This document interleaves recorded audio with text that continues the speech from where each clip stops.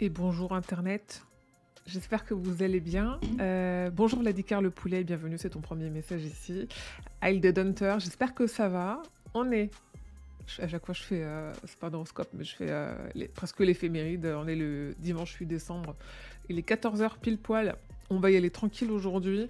D'habitude, après le live Actu King, je fais un jeu. On ne fera pas de jeu aujourd'hui parce que je ne suis pas au meilleur de ma forme. Il y a une demi-heure, j'étais même pas sûre de faire ce live aujourd'hui.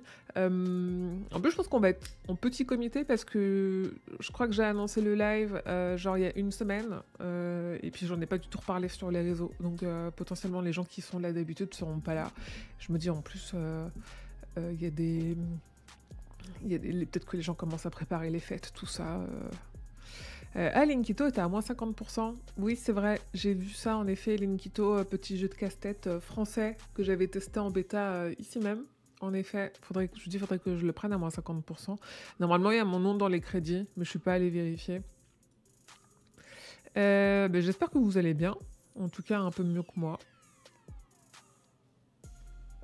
J'ai pris de la codéine, donc je devrais être en mesure de tenir. Je pense qu'on en a pour 1 heure et demie. En général, c'est 1 heure et demie. Tranquillou. Et après, de toute façon, ça sera en replay demain sur YouTube. Et il n'y aura pas de jeu après. Parce que si je peux enlever ma tête d'un écran, je pense que c'est pas mal. Et arrêter de parler aussi, je pense que c'est pas mal. Attendez, je cherche mon conducteur. J'ai l'impression de m'être levée il y a 1 heure alors que je me suis pas du tout levée il y a 1 heure. Tac, tac, tac, tac. Alors, le conducteur est là. Je le passe ici. C'est fou, je fais un stream une fois par mois et je suis du père à chaque fois. Je stream plus trop en ce moment. Et pourtant, j'ai des nouvelles emotes, il faut que je les mette. Flexbook, il nous a fait des nouvelles emotes qui sont trop cool. Faudra que je vous les montre. Alors, dans l'actu de King, il faut déjà le bon écran. On est bon. On a eu des couvertures, on a eu pas mal de couvertures le mois dernier. La première couverture qu'on a eue, c'est la couverture américaine de Never Flinch. Never Flinch voulant dire ne pas flancher, dans l'idée. Il sort au mois de mai, Never Flinch, c'est le nouveau King. Attendez, je vérifie la date. 27 mai 2025, apparaître en anglais. C'est la fameuse histoire avec Holly Gimney, qui a été un peu compliqué pour lui d'écrire. Je crois qu'on en parlait la dernière fois. À chaque fois qu'il en a parlé, il disait je me prends la tête dessus parce que j'essaye de faire un truc complexe avec plusieurs intrigues, plusieurs personnages et tout, et il a galéré un petit peu. On a eu la couverture américaine, on a eu une présentation de l'éditeur un peu plus complète qui est à peu près ce que je vous ai dit là. Et on n'a pas encore la couverture anglaise, je ne crois pas. Je pense que ça Dead Hunter, tu le sauras si on a la couverture anglaise. Et je remonte en premier, évidemment que je remonte en premier. Puisque ce sont mes cookies. Et non, on n'a pas encore. Le nom de l'éditeur anglais, c'est quoi? C'est Odeur, hein. Je les confonds à chaque fois. Ah non, c'est la couverture... c'est ça. Final cover to be revealed. On l'a pas encore, la couverture des éditions anglaises. On a la couverture américaine, je crois que c'est sur X. Quelqu'un disait que ça faisait penser ou sur le Discord, à une couverture d'un album de je ne sais plus qui. Ceci étant la justice, le symbole de la justice, avec... elle a un bandeau, le symbole de la justice de toute façon, mais là, c'est sanglant. De Metallica, c'était ça. Ce qui est une rêve volontaire possible, hein, connaissant King... And Justice for All. Viens, on va la regarder.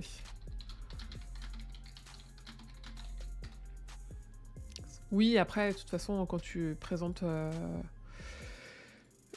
C'est une représentation de la justice, parce que quoi qu'il arrive...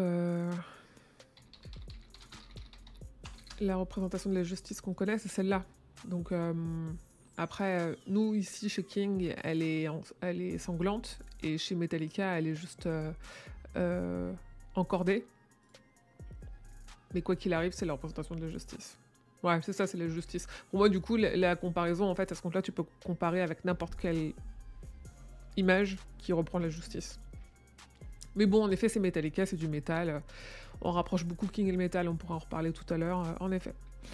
Autre couverture qu'on a eue pour une VF cette fois-ci, c'est Conte de fées qui arrive au livre de poche le 15 janvier. Et on a eu la couverture. Que moi j'aime bien, que... Je sais pas ce que j'attends des couvertures en réalité. On a la 4e de couve aussi, je l'ai pas lu. J'ai eu beaucoup de commentaires qui disaient mais elle spoil vachement. Voilà, c'est ça, ça spoil, ça spoil. Je l'ai pas lu la 4e de couve, faudra la lire.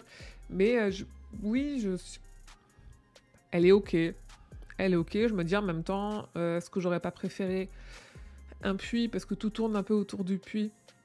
Je me dis bah oui, et en même temps, le puits, est-ce que ça aurait pas fait trop Dolores Claiborne? Parce que le livre de poche, ils ont fait quoi?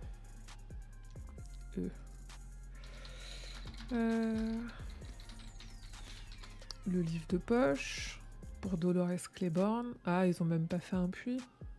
On aurait pu avoir une descente d'escalier un peu... quelque chose qui reprend un peu la couverture d'Alba Michel au final, hein, mais du coup, ils ont peut-être pas voulu. Après, là, oui... En soi, ça va. Moi, ce qui m'étonne, c'est qu'on a l'impression qu'il va vers la maison du vieux, alors qu'en fait, c'est plutôt l'inverse. Et puis, bon, bref. Elle est... Disons qu'elle est ok. Ce qu'on a eu aussi comme couverture. Je bois un peu, j'arrive. C'est celle de Plus noir que noir. Le dernier recueil de Stephen King, qui est aussi le nouveau recueil, qui paraîtra en français le 26 février 2025. Donc là, on a eu plusieurs trucs. On a eu la prochaine parution en anglais, qui est la prochaine parution inédite. La prochaine parution en poche en français, qui n'est pas une parution inédite en français, parce qu'on a déjà eu le grand format chez Alma Michel. Et la prochaine parution inédite en français, qui est Plus noir que noir, la traduction de You Like It Darker, le recueil qui est sorti il y a un peu plus d'1 an, je dirais. Je sais plus. Faut être indulgent avec moi aujourd'hui. Oui. Ah, c'est sorti au mois de mai. C'est sorti cette année. Mais oui, c'est sorti cette année. Ok. Si vous voulez un avis sur You Like It Darker, j'en ai fait un. Ah, voilà, il y a une pétouille. En français. Hop. Et une partie qui spoile pas tout au début. Et après, vu que c'est un recueil de nouvelles, je suis revenue sur chacune des nouvelles. Mais normalement... Oh, c'est la même musique. Quel enfer cette musique. Là, à 2,59, c'est mon avis général. Après, à 8,02, ça commence à spoiler un petit peu partie par partie. Mais sinon, sinon ça va. Ça va. Et quoi d'autre? Oh là là, c'est peut-être... Et voilà.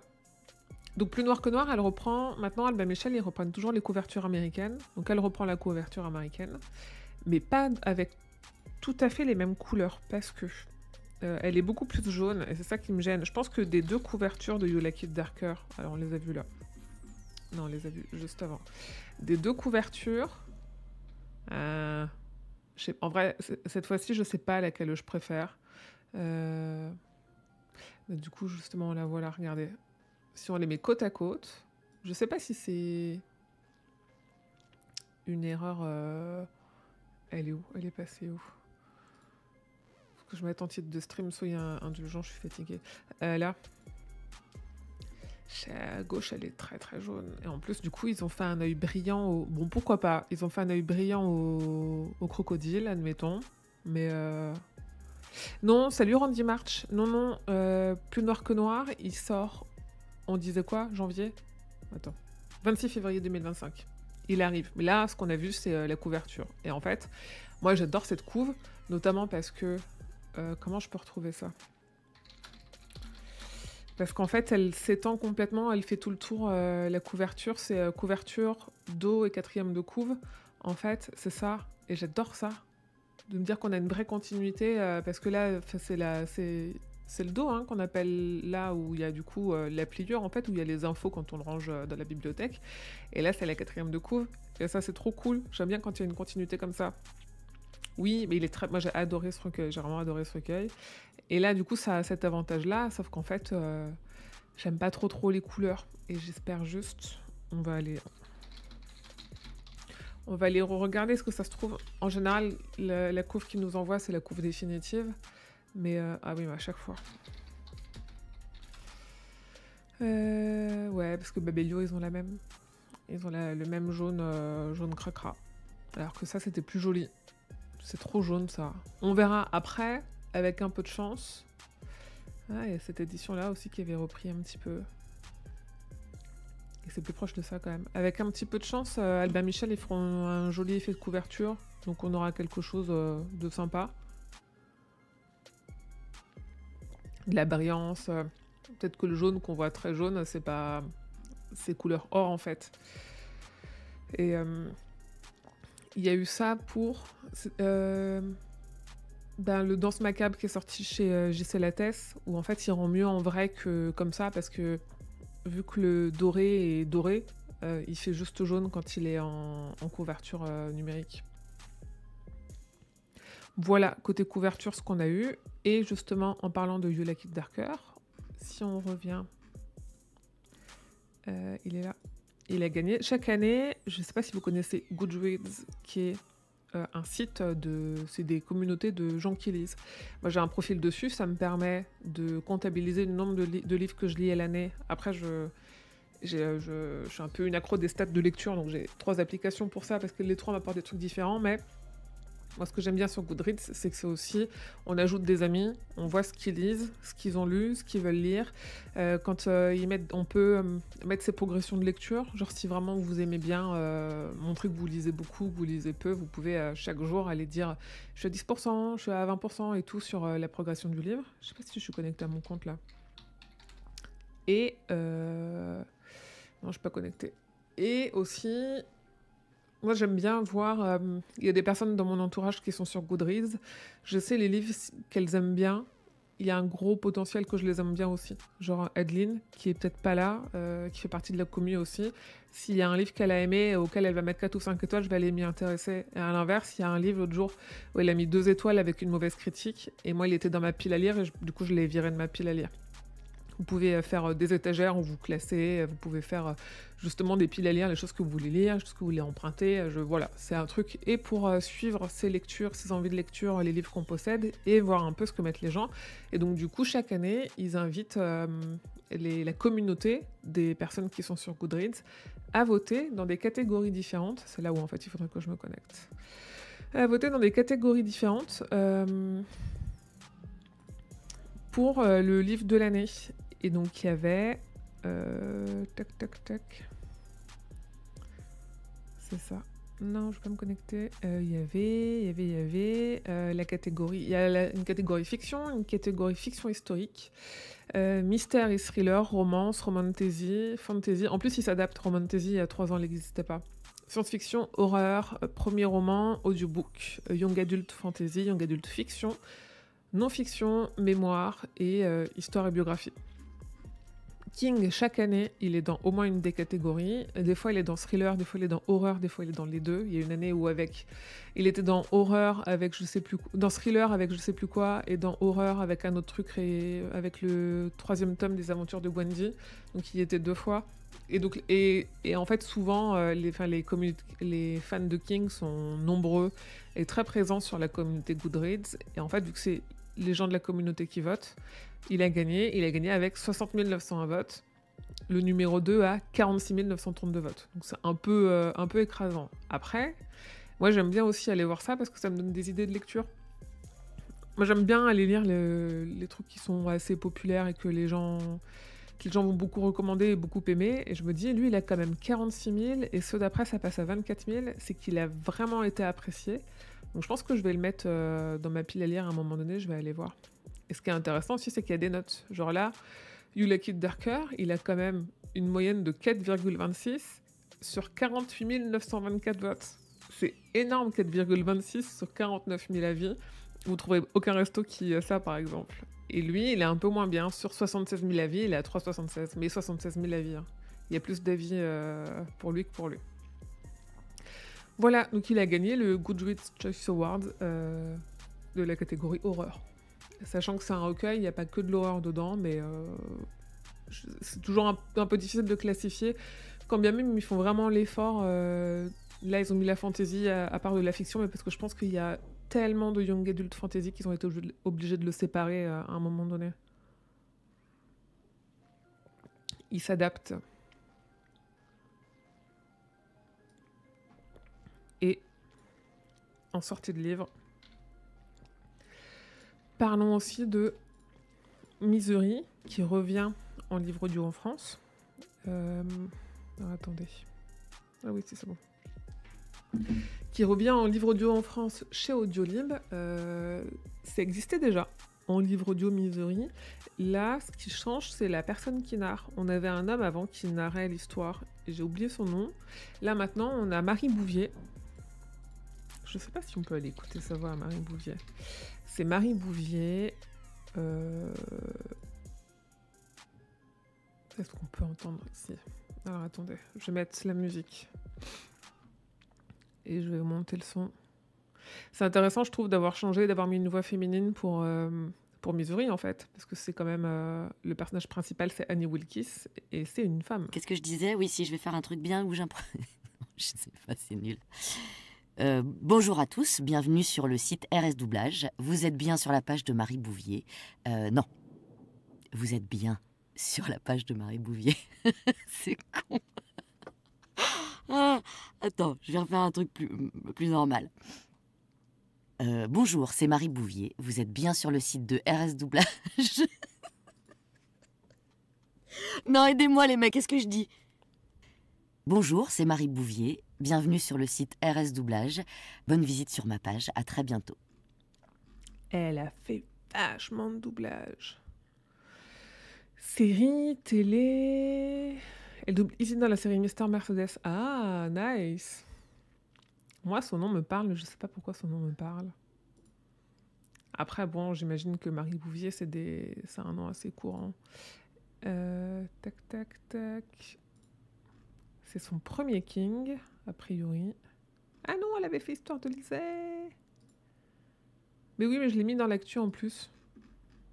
Si, elle a déjà fait Sleeping Beauty et Histoire de Lisée. Donc on peut écouter un extrait d'Histoire de Lisée. Histoire de Lizzie de Stephen King. Alors, pardon, mais... Alors, je veux bien... Oui. Moi, je dis Histoire de Lisée alors que je dis Stephen King. Ce qui n'a pas de sens, du coup, je devrais dire Lizzie aussi parce que c'est comme ça que ça se dit en anglais. Mais du coup, elle fait exactement l'inverse. En fait, la logique voudrait que soit on dit Lisée et Stephen, soit on dit Lizzie et Steven. Et elle a fait l'inverse de moi.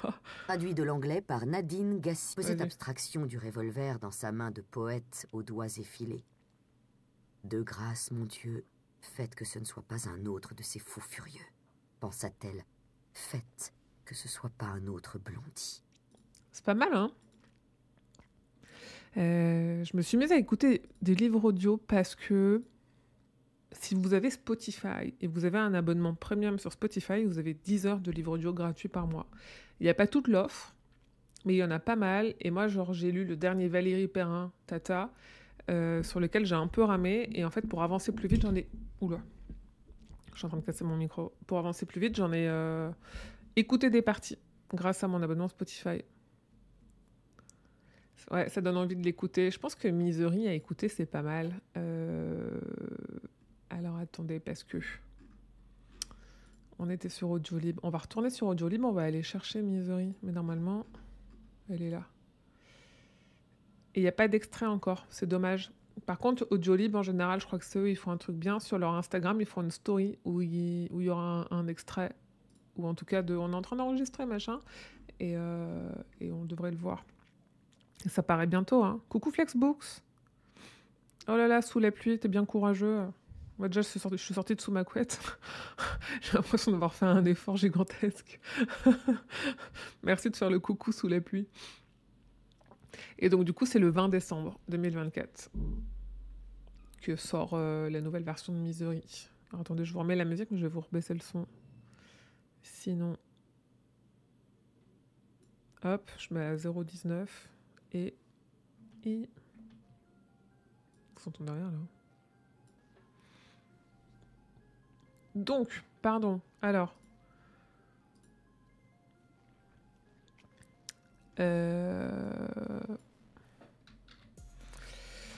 Côté actu de King, il a participé à la Miami Book Fair. La Miami Book Fair, c'est le salon du livre de Miami. On le savait déjà, on en a parlé le mois dernier. Il y participait avec son groupe, les Rock Bottom Reminders. Son groupe, c'est un groupe dont il fait partie, qui est constitué d'auteurs et d'autrices, de scénaristes, tout ça. qui est un groupe un peu opportuniste, c'est-à-dire quand ils se retrouvent sur des salons du livre, des gros trucs de promo, des Comic-Con et tout, vu qu'ils aiment bien tous faire de la musique, bah, ils font des petits concerts. Et donc du coup, là, ils étaient invités à la Miami Book Fair pour parler de leur parcours, de leur histoire, des anecdotes sur le groupe et tout. Et on avait eu cette première photo de King avec Dave Barry qui fait aussi partie du groupe. Et on a eu aussi Entre-temps. Je suis en train d'écouter Cimetière, là. Ouais, alors quand les narrateurs font des voix différentes, des fois c'est un petit peu compliqué, surtout les voix d'enfants, ou des hommes qui font des voix de femmes, ça peut être un peu pénible. Il y a des choses que j'ai pas trop écoutées, genre ceux qui font des accents, c'est pas dingue. Nous, on a un peu trigger, quand je dis nous, c'est ceux de la 19e palabre, parce que le narrateur, au lieu de dire hot, il dit oté, alors que hot, il s'appelle hot, parce que c'est juste la fin de mon petit pote, et c'est pas mon petit poté, donc ça saoule un peu. J'ai des petits cujots et un church qui compte sur moi, j'ai pas trop le choix du coup. Ah oui, bah oui, va t'occuper des animaux. J'espère que t'en ressortiras vivant. Fais un message quand même ce soir pour dire que t'es vivant. S'il te plaît.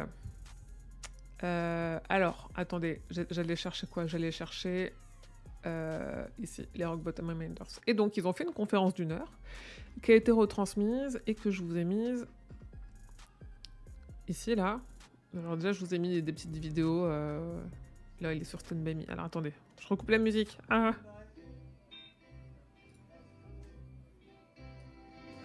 C'est filmé avec les pieds, donc voilà, 360p la qualité, on est content. Pourquoi je suis jaune?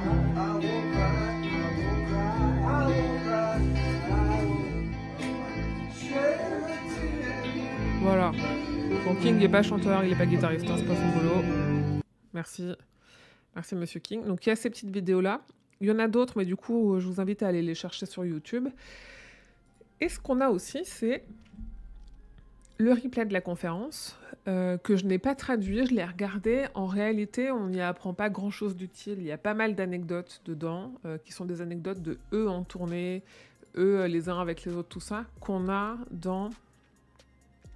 déjà dans un livre dont je vous avais déjà parlé, qui s'appelle Hard Listening, qui n'a pas été traduit en français, qui est assez accessible en anglais, en réalité, si vous comprenez un peu l'anglais. Voilà. Là. Moi, je l'avais bien aimé, plein d'anecdotes et tout, et en fait, la plupart, même la quasi-majorité de ce qu'ils ont raconté ici, ils l'avaient déjà raconté dans ce livre-là. À noter une chose importante, quand on regarde jusqu'à la fin, il y a quand même pas mal d'anecdotes et de blagues entre eux qui tournent autour du fait que parmi la 10 ou quinzaine d'auteurs et autrices qui sont, King est le plus connu. Et donc, vu que c'est le plus connu, c'est aussi le plus populaire. Et King, il a quand même ce truc où il est assez peu présent dans les médias. Donc, c'est toujours un peu, pas mystérieux, mais il est peu présent dans les médias. Donc, à chaque fois qu'il se déplace quelque part, pour certains, c'est un peu la seule chance d'essayer d'avoir un autographe ou un mot avec lui. Et en fait, c'est quelque chose qui revient un peu comme une blague tout au long de la vidéo. À un moment donné, il y en a un qui dit ils ont eu une période où ils disaient tout le temps que quand ils étaient en tournée, et qu'ils étaient tous dans le même bus, si le bus avait un accident et que tous y mouraient, les journaux, le grand titre, ça serait Stephen King et d'autres auteurs sont morts dans un accident de bus. Je pense que c'est assez vrai parce qu'ils sont pas très... En fait, ils n'ont pas l'aura internationale que King a, et King, c'est un vendeur de best-sellers. Il n'y a qu'à voir maintenant, on en blague un peu sur le Discord, les livres qui sont recommandés par King, le blurb est plus grand que le nom de l'auteur qui a écrit le livre. C'est assez hallucinant. Et en fait, il y a toute la fin de la vidéo, ils ont laissé sur la conférence d'1 heure, ils ont laissé, je dirais, 10 minutes pour poser des questions aux personnes qui sont là. Et en fait, c'est très douloureux à regarder parce que c'est que des gens qui viennent poser des questions à King. En fait, quand je suis allée aux États-Unis, je suis allée dans le Maine, on m'avait dit... en fait, j'ai pas demandé déjà à faire d'interview de King. Ça m'intéressait pas parce que j'ai pas envie... En fait, on sait qu'il a envie de vivre tranquillement et que s'il fait peu d'interviews, c'est parce qu'il veut être tranquille, il veut être tout seul, il est pas très à l'aise avec les fans, il est pas très à l'aise avec la célébrité, avec la foule. C'est quelqu'un de très simple et il espère qu'une seule chose, c'est être tranquille. Donc je voulais respecter ça, et on m'avait dit « Ah mais si tu le croises dans la rue, qu'est-ce que tu fais, tout ça ?» Et moi j'avais dit « Mais si je le croise dans la rue, en fait, je pense que je serais trop tétanisée. » Moi je l'ai déjà vu, King, je l'ai vu quand il est venu en France en 2013 de toute façon, donc je serais trop tétanisée pour me sentir légitime, pour aller lui parler, et je me dis « Mais quoi qu'il arrive, je vais passer pour la fan chelou, la fan... typiquement le genre de fan à qui il n'a pas envie de parler. C'est-à-dire « Ah, Monsieur King, j'adore ce que vous faites, vous avez changé ma vie. » Vraiment le truc creepy cringe qu'il a peut-être pas envie d'avoir, et que je m'étais toujours dit, si je le croisais, si je le voyais, j'irais sans doute même pas à le voir, en fait. Je le filmerais même pas. Je l'ai pas croisé, de toute façon, donc la question se pose pas. Mais du coup, déjà, c'est quelque chose qui revient beaucoup dans la conférence de il prend beaucoup de lumière. Ok, en fait, c'est comme ça. Il y a un des gars qui est hyper connu, il est hyper connu, c'est comme ça. Et à la fin, il y a quand même le truc qui, moi, me fait toujours un peu grincer des dents, parce que c'est une mauvaise image des fans, où au bout de 3-4 questions de fans qui sont en plus des questions qui sont un peu à côté de la plaque, l'animatrice, elle dit « Ok, en fait, s'il y a des questions pour d'autres personnes que Stephen King, merci de vous avancer au micro, pour essayer de respecter un peu de parité. » Et en fait, les personnes qui s'avancent au micro, c'est j'ai de questions, mais c'est pour Monsieur Stephen King. Et tu fais « Ah non !» Et en fait, King est extrêmement gêné. Il est d'autant plus gêné qu'il y a un gars, à un moment donné, qui dit mais moi, j'ai un feutre dans ma poche. Est-ce que vous pouvez signer une partie de mon corps et je le ferai tatouer ? Et il dit « Bah non, en fait, je peux pas faire ça. » Et elle m'a un peu fait cringer toute la fin de cette vidéo. Et on se dit, et en même temps, on comprend dans l'idée que le gars, c'est une superstar. Évidemment que la plupart des personnes qui sont dans la salle à ce moment-là sont là pour le voir lui. Mais c'est gênant pour les autres. C'est gênant pour lui parce qu'en plus, c'est pas l'image des fans qu'on a envie de donner, en fait. Des gens qui, du coup, c'est à peine respectueux. Il y a des questions, c'est où est-ce que vous trouvez votre inspiration, et quel traumatisme vous avez eu quand vous étiez enfant pour écrire ce genre d'horreur. En fait, ça fait 50 ans qu'il répond à ces questions-là. Et quand on lit un peu les interviews auxquelles il répond, on sait qu'il en a marre de ces questions-là. Et ils l'ont dit, en plus, ils l'ont dit, mais nous, on est tout le temps en train de nous demander d'où vient notre inspiration, juste ça nous saoule, parce que c'est la même réponse depuis 50 ans, et c'est toujours, on sait pas. Et du coup, c'est vraiment malaisant, toute la fin de cette vidéo. Et même quand ça a fini, ils sont tous en train de s'approcher en mode « Monsieur King, moi je vais vous parler, moi j'ai quelque chose. » C'est une blague, c'est presque une blague.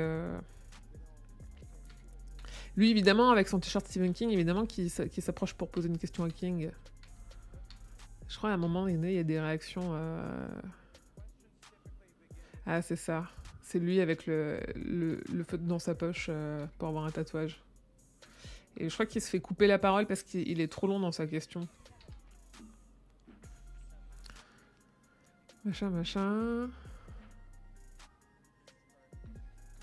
Voilà, c'est pour Monsieur King, et on voit tout le monde derrière qui réagit en mode « Oh, vas-y, il saoule. » Bref, moi ça me dérange parce qu'on sait que lui ça le dérange, et je me dis franchement, en tant que fan, la seule chose qu'on a à faire, c'est de respecter ce que lui il veut, ce que lui il aime, et eux c'est pas ce qu'ils font, et du coup c'est relou, parce que c'est hyper égoïste en fait. Si l'auteur il dit « Moi je veux juste qu'on me foute la paix », je comprends qu'il y a un côté où en fait t'es connu, donc...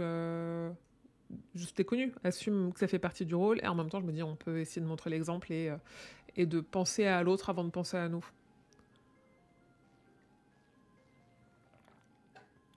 Coucou, d'un autre côté c'est pas facile de trouver de nouvelles questions. Non, mais à ce compte-là, si c'est des questions auxquelles on a déjà la réponse, on pose pas de questions, tu vois. C'est moi, les questions que j'ai envie de lui poser, j'ai envie d'aller lui dire, j'ai envie de lui poser des questions sur la tour sombre, tu vois. Parce que là, c'est pas... En fait, il y a ce truc... Si on ne sait pas poser de nouvelles questions, pourquoi on va poser une question, alors ?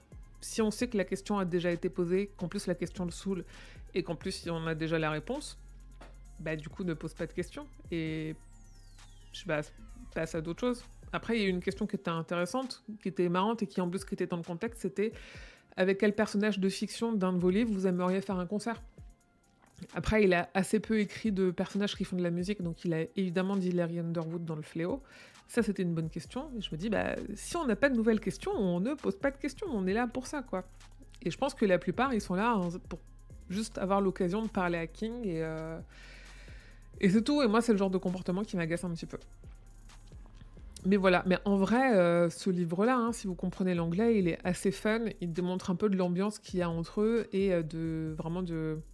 King, c'est quelqu'un qui a beaucoup d'humour et du coup, là, on l'a dans un contexte où il est un parmi d'autres et où il est pas l'auteur connu parmi des auteurs moins connus parce que tous, ils se traitent vraiment d'égal à égal. Et donc, quand ils ont écrit ça, ils l'ont écrit vraiment d'égal à égal et pour ça, il est assez sympa. Ça remet un peu les choses à leur place aussi.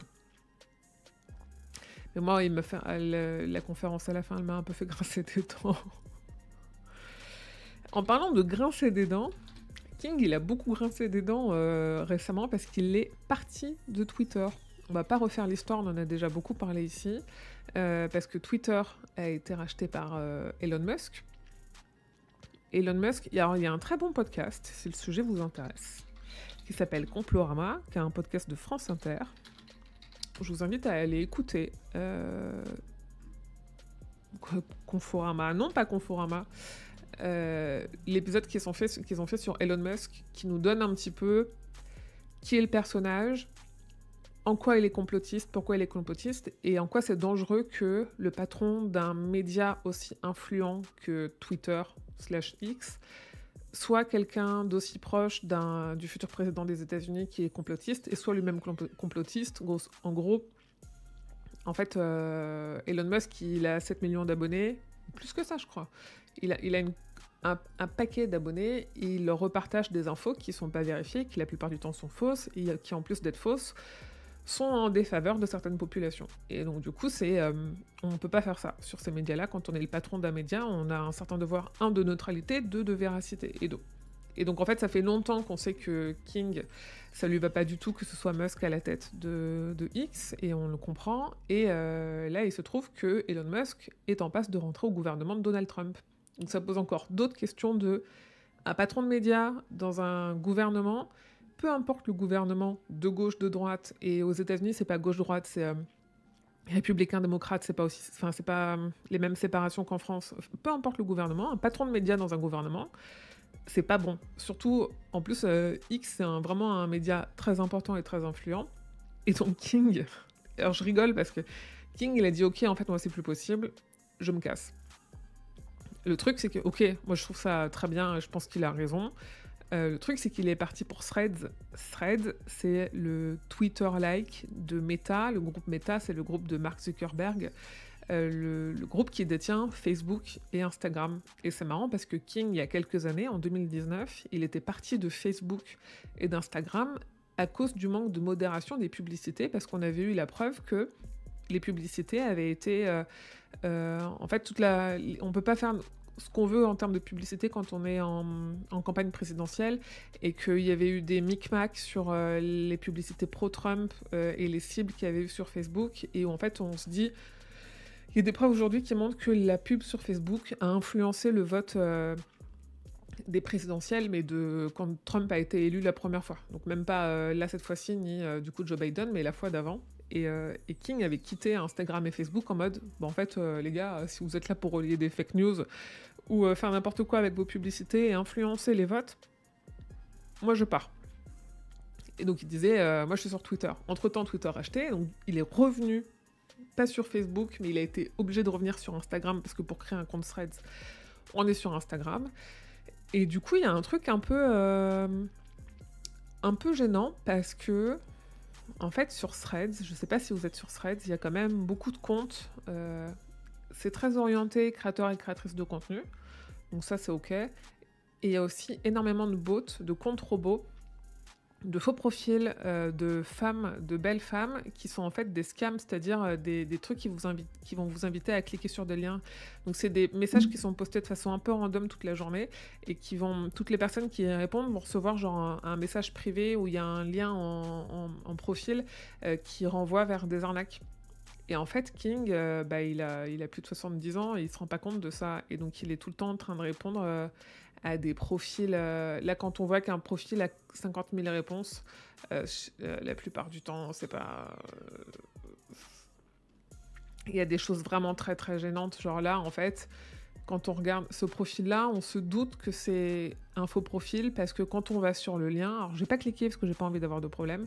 Quand on va sur le lien, c'est un lien qui dit donnez-moi de l'argent, machin et tout. Et en fait, il répond à ces comptes-là. Il se rend pas compte de ce qu'il fait et de ce qu'il dit.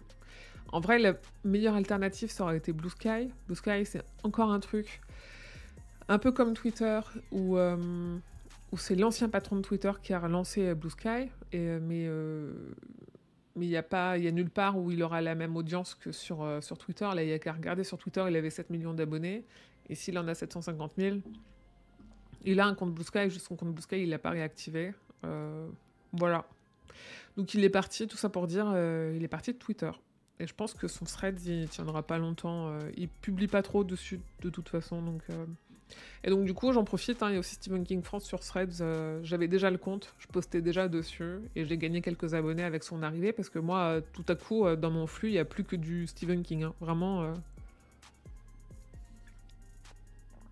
Ouais, c'est étonnant que personne ne conseille King sur son comportement sur les réseaux, sur les arnaques. En effet, pas tant sur son comportement qu'en effet, peut-être une petite éducation aux réseaux sociaux. En vrai, je pense que tout le monde en a besoin, et beaucoup plus de monde que ce qu'on pense en aurait besoin, de dire « Ok, regarde, fais attention aux comptes auxquels tu réponds », parce que du coup, que lui réponde à des comptes de bots, ça va entraîner avec lui plein de gens qui sont aussi naïfs sur les réseaux sociaux, et qui, comme lui, vont pas voir, mais vu que lui ont répondu, vont d'autant plus faire confiance à ces comptes-là. Et c'est là où c'est dangereux, en fait. Et ouais... Après, là, il l'a pas fait depuis, je dirais, une dizaine de jours. Donc peut-être aussi que, en fait, il a plein de réponses comme ça. Quand lui, il répond, il a en dessous plein de réponses qui disent « Attention, parce que vous répondez à des bots, Monsieur King, et c'est gênant. » Je sais plus où j'avais vu ça, justement, avec le profil que je vous montrais là. Elle, où c'était assez évident en regardant...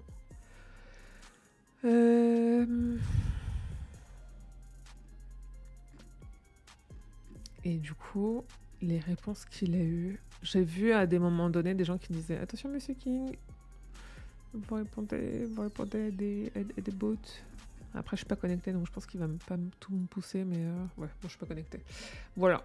Mais ouais, c'est étonnant, c'est dommage, mais peut-être que, vu qu'il y a des gens qui l'ont vu, qu'on lui a dit depuis. C'est possible. Autre arrêt. Et ça m'a fait un peu quelque chose. King, il était propriétaire avec Tabitha depuis 87, je crois. 1987. Elle est où la date? Depuis 1983. D'une chaîne d'une 3 stations radio, en gros, qui diffusaient à Bangor, qui diffusaient du rock pour le W-Kit, musique des années 60 et 70 pour le W-Zone et musique de tout genre pour le W-Zilo. Les radios vont fermer et arrêter de diffuser à partir du 31 décembre 2024. En gros, c'était des radios indépendantes et les radios et en fait ça coûte trop d'argent. La principale raison, c'est que ça leur coûte trop d'argent aujourd'hui de faire des petites radios locales, donc ils arrêtent. Je pense que King, quand bien même il a beaucoup d'argent, c'est pas du genre à gâcher l'argent et à mettre à jeter l'argent par les fenêtres. Surtout quand on sait qu'il utilise quand même pas mal de son argent pour aider les communautés. C'est dommage de continuer à faire tourner un truc qui ne marche pas, qui ne rapporte pas assez d'argent. En fait, c'est très compliqué le schéma, le modèle économique des radios, quand on n'est pas des gros médias, des grosses radios commerciales. Et donc ça, c'est une photo que j'avais faite, moi, quand je suis allée dans le Maine l'an dernier, des studios d'enregistrement avec les 3 radios. Et moi, je suis assez contente, du coup, d'être allée dans le Maine. D'être allée dans le Maine et pendant que ça diffusait encore. Parce que je sais qu'il y a des moments dans le vlog où je mets la radio, et je crois que c'est là, ici, où je pars, et du coup je montre que je pars et que je mets la radio de King dans la voiture. Et je me dis c'est trop cool d'avoir pu vivre ça, parce que là, dans 3 semaines, c'est fini.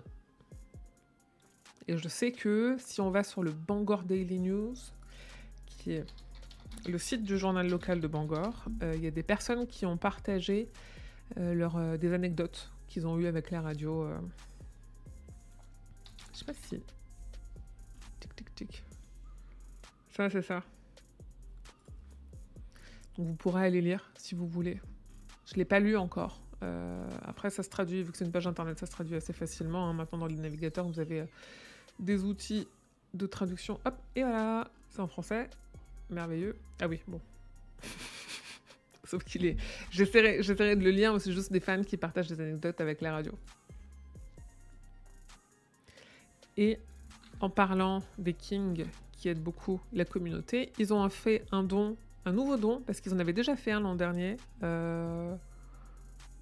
Oui, c'était l'an dernier, je crois. Je l'ai mis.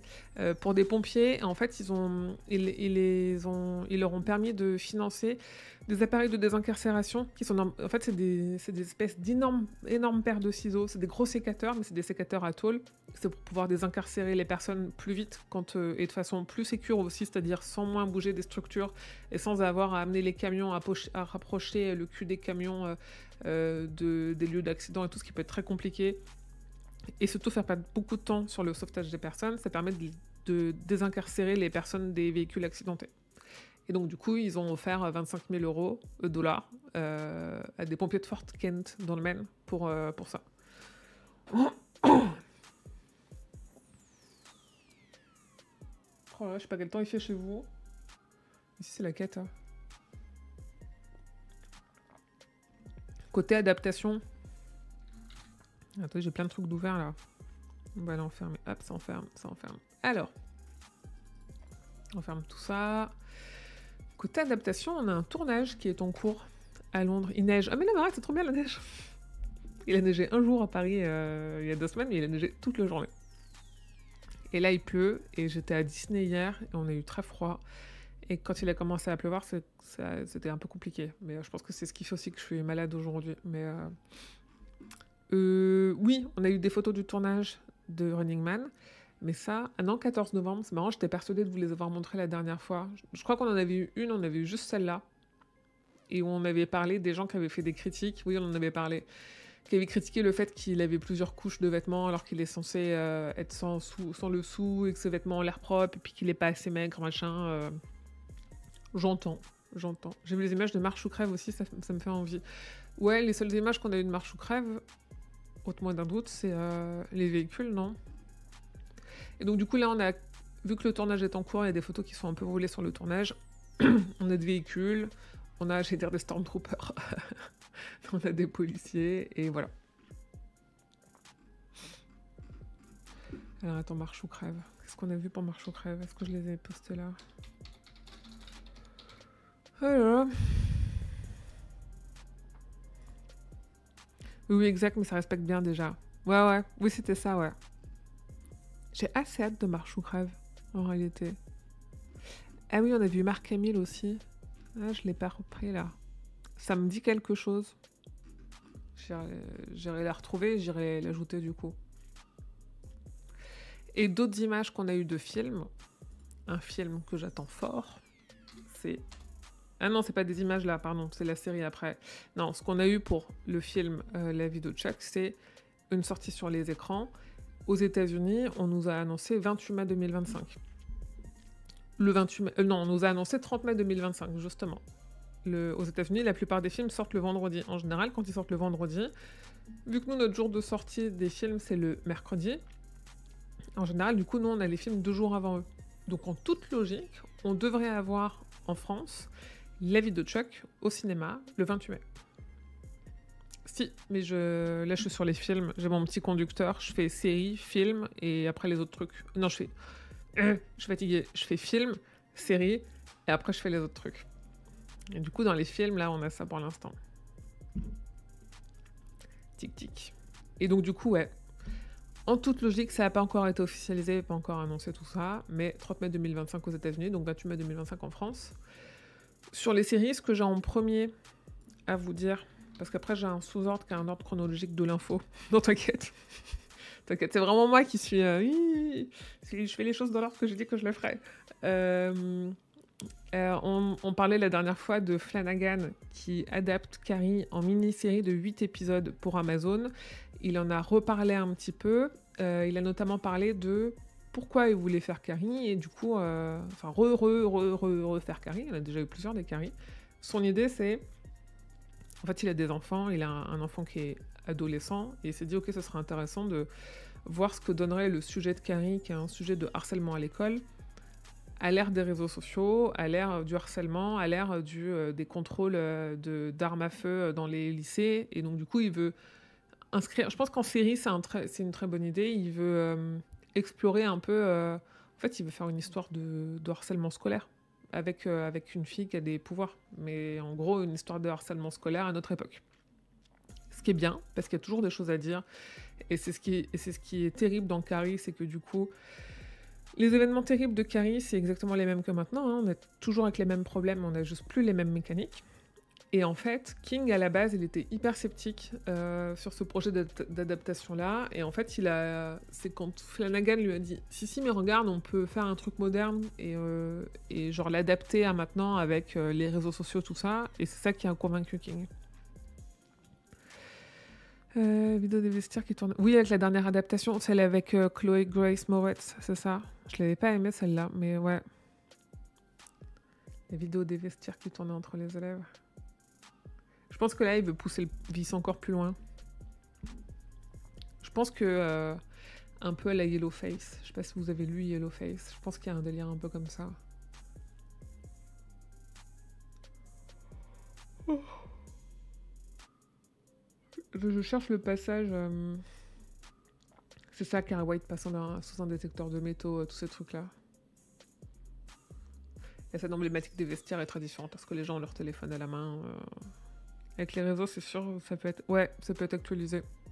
Et le format série, c'est un bon format. S'il arrive à en faire un one-shot de 8 épisodes, je me dis c'est toujours un médium en plus pour essayer de sensibiliser les gens à ce sujet-là. Je suis pas convaincue, en même temps Flanagan me convainc de moins en moins, ouais. Moi, je me dis, est-ce que c'était vraiment indispensable? Peut-être pas. En même temps, aucune ne l'est vraiment. Donc, adaptation, j'ai envie de dire. Et en parlant d'adaptation pas indispensable, je suis toujours un peu mi-figue, mi-raisin, mais je pense que je commence à être un peu hypée sur Welcome to Derry, avec le retour officiel de Bill Skarsgård. Jusque-là, on savait que Bill était là. Et moi, je mettais le haut là en disant, attendez, on sait que Bill est là, mais on sait pas s'il fera vraiment Gripsou. Parce que en fait, il fait une entité... Enfin, une des représentations de l'entité ça, mais peut-être que dans la série, il va pas être en clown. Et en fait, si, il est en clown. Et il en parle. Et il en parle vite fait, il dit pas grand-chose, il dit juste que en fait, il arrive toujours à revenir très vite dans ce rôle-là, que c'est assez étonnant, et que il y a des choses qui vont être explorées dans Gripsou qui n'avaient pas pu être explorées jusque-là, et que il peut pas trop en dire, et qu'il espère que les fans seront contents. Grosso modo, c'est ce qu'il nous dit.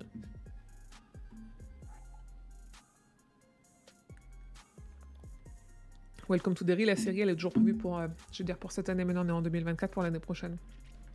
Sans date précise pour l'instant, mais elle est prévue sur Max en 2025. Oui, c'est en lien avec le Black Spot. Ouais. Non, pas du tout. King, pas de scénario, il est... Potentiellement, il est producteur exécutif. Après, il est producteur exécutif d'à peu près toutes ses adaptations. Et il disait dans une interview il y a quelque temps que être producteur exécutif, c'est ce qui lui permet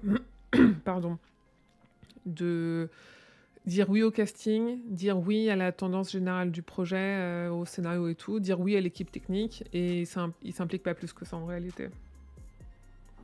Bien sûr que c'est opportuniste. Oui, non, mais bien sûr. En vrai, toutes les adaptations sont opportunistes. Tu peux pas...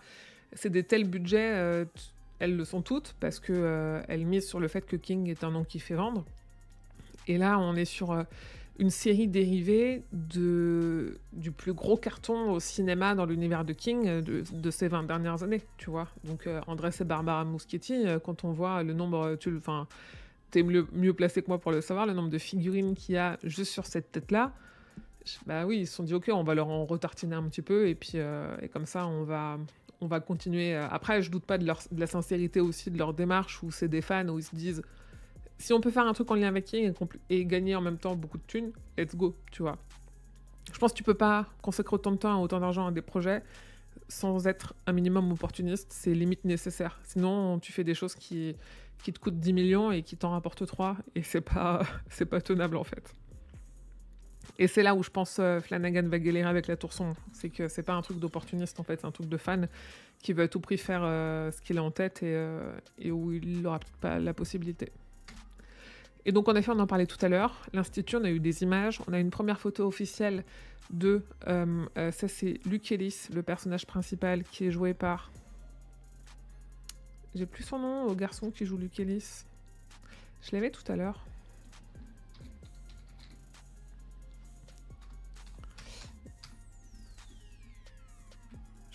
Il est là. Il est dans la page avec le casting de Joe Freeman, ici, qui est dans le rôle de Luke Ellis. Et en fait, MGM+, a aussi partagé sur sa page Facebook, j'espère qu'on pourra la voir parce que je ne sais pas si je suis connectée, un tout petit extrait à partir de 36 secondes. On voit des images très très vite. Je voudrais mettre en grand écran pour que les gens voient bien. Ouais, vous voyez. Putain, je suis toujours jaune. Pourquoi je suis jaune? Je sais que je suis malade, mais quand même. Ouais. 36 secondes, on a dit, ici. Pas ici du tout. Attention, ça arrive. Ça, c'est le parrain, machin, machin. L'Institut. Hop, une image. Hop, une image, une image. Une image. Voilà. Ah, attendez, on va les faire pause. Ça, c'est les gamins de l'Institut, évidemment. Ici, on a Joe Freeman qu'on disait, qui joue Luke Ellis. On a les autres gamins, qui sont clairement dans une des salles de l'Institut.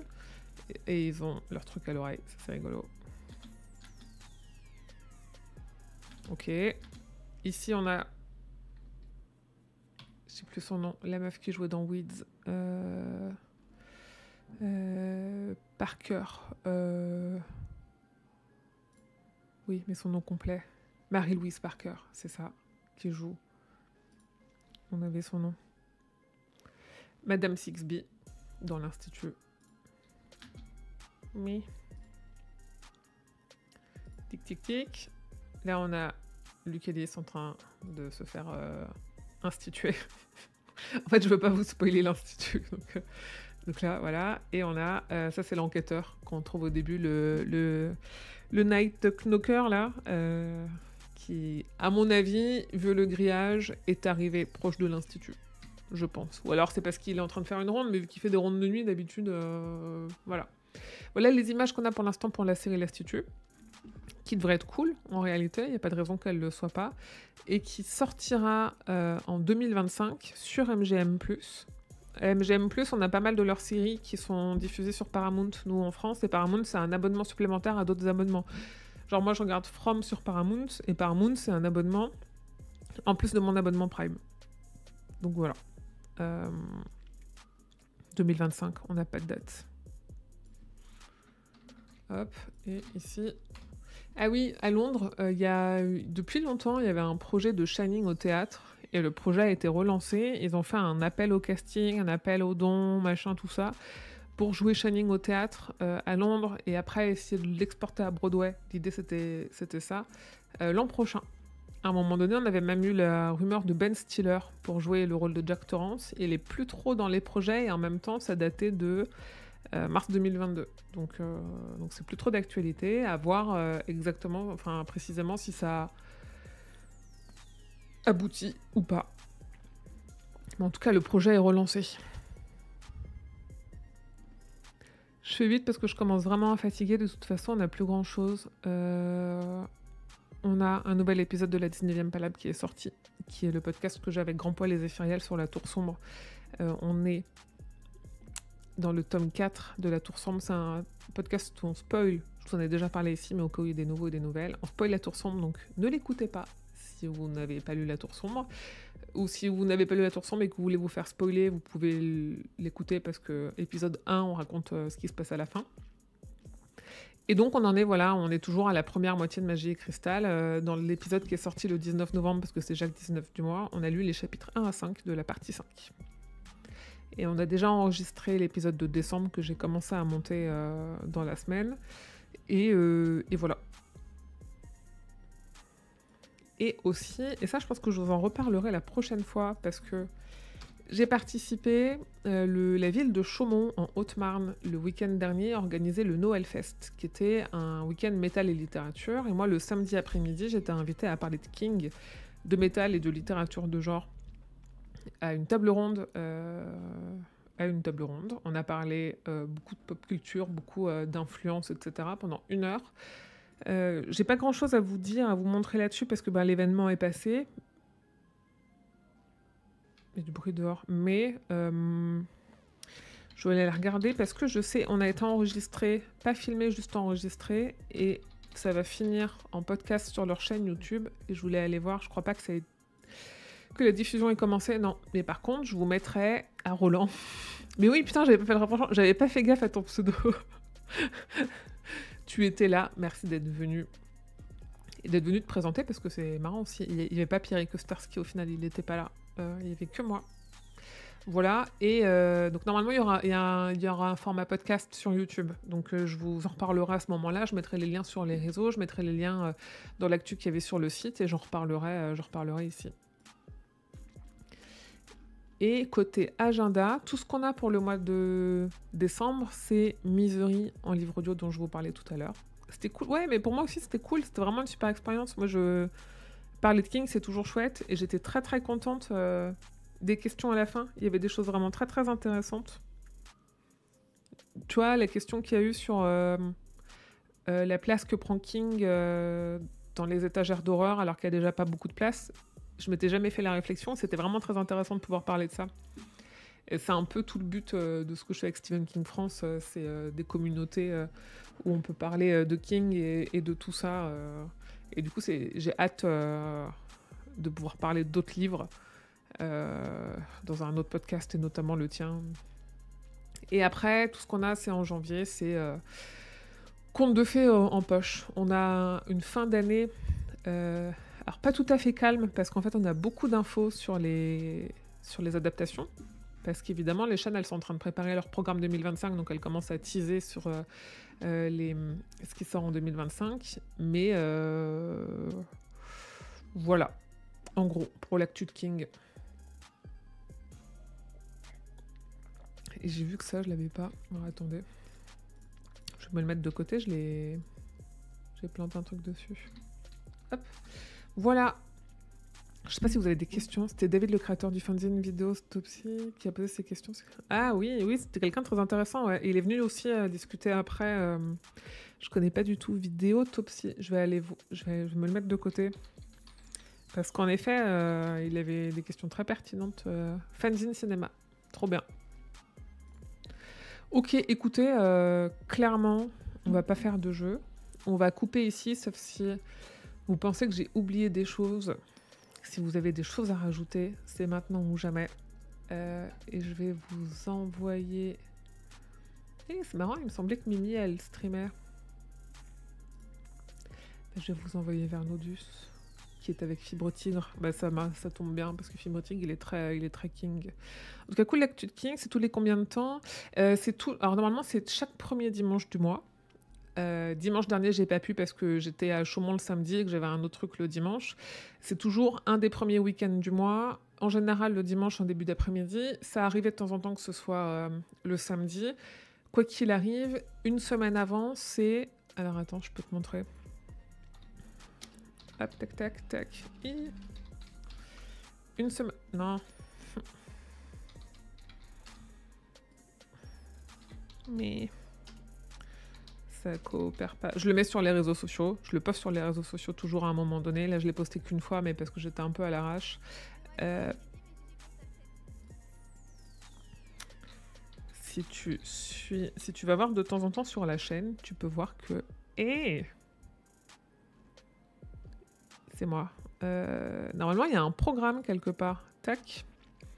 Programme. Et on voyait que ici... Alors j'étais optimiste, où je pensais qu'on allait jouer, donc j'ai mis 3 heures. Mais on le voit, tu vois, si en fin de mois, tu te poses la question de, tiens, quand est-ce que c'est? Soit tu le vois sur les réseaux sociaux, parce que je le poste, soit tu le vois dans l'agenda du site aussi. Je le mets toujours dans l'agenda du site. Donc en vrai, il te suffit d'aller, genre si tu vas sur la page d'accueil du site, l'agenda, il y est. tac, et tu le vois dans l'agenda, dans le calendrier, je le mets toujours. Je ne l'ai pas mis pour janvier encore, je me suis noté la date. Normalement, dimanche 5 janvier, on se retrouve à 14 h aussi pour parler de l'actu de King. Et quoi qu'il arrive, si tu le loupes sur Twitch, si tu manques un bout ou quoi, c'est en replay sur YouTube dès le lendemain matin. Mais oui, mais c'est à moi que ça fait plaisir. David Didlot, auteur aussi de bouquins sur le signé Grossoco. Ok, cool, merci. Merci. Du coup, je vous envoie chez Mister Nodus, qui est avec Fibre Tigre. Et ils sont en train de parler d'un jeu. Et il fait un PowerPoint pour parler d'un jeu. Alors ça, là, on est sur de Maxi Nerd aussi. Donc, dites-leur bonjour. Envoyez-leur de la force. Envoyez-moi de la force aussi parce que j'espère ne pas finir trop en PLS ce week-end. Et je vous dis merci d'avoir été là. Et surtout que vos journées soient longues et vos nuits plaisantes.